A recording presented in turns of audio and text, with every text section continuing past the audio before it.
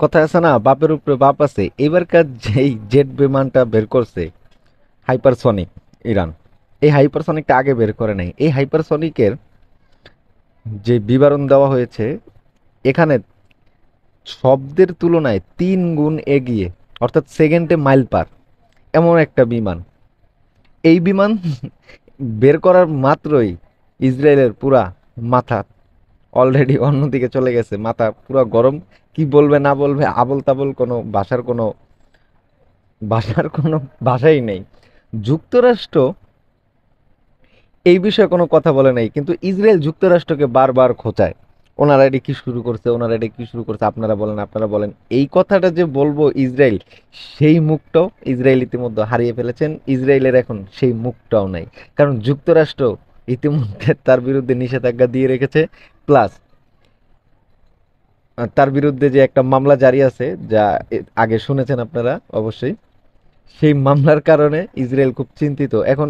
আবার ইসরায়েলের যে সাধারণ জনগণ, এই জনগণ ইসরায়েল নেতানিয়াহু প্রেসিডেন্টের বিপক্ষে চলে অবস্থান করছেন। আর ধর্মীয় যে ইহুদি ধর্মীয় যেই দলগুলো, তারা তো ইতিমধ্যে নেতানিয়াহুর কোনো কাজকর্মকেই তারা ভালো চোখে দেখছে না। সব মিলিয়ে নেতানিয়াহুর মানে খুব একটা দিন ভালো যাচ্ছে বিষয়টা এরকম না। তিনি মুখে বড় বড় চাপা মারছেন, কিন্তু তার অর্থনীতিতে পুরাই ধস, এবং তার যেই ব্যবস্থা পরিকল্পনা, সেটা পুরাই একদম বানচাল। তার মধ্যে আবার ইসরায়েলের সেনা প্রধান যারা আছে, সেনাবাহিনী, এই সেনাবাহিনীগুলো ভিসা নিষেধাজ্ঞা খেয়েছে।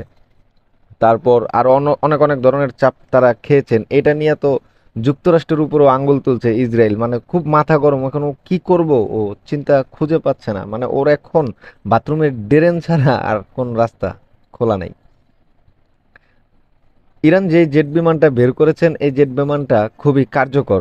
এটা 60 মিনিটের মধ্যে আর কি ইসরায়েলের যে মূল লক্ষ্য ঘাঁটিগুলা, এই লক্ষ্য ঘাঁটিগুলা ধ্বংস করতে সক্ষম।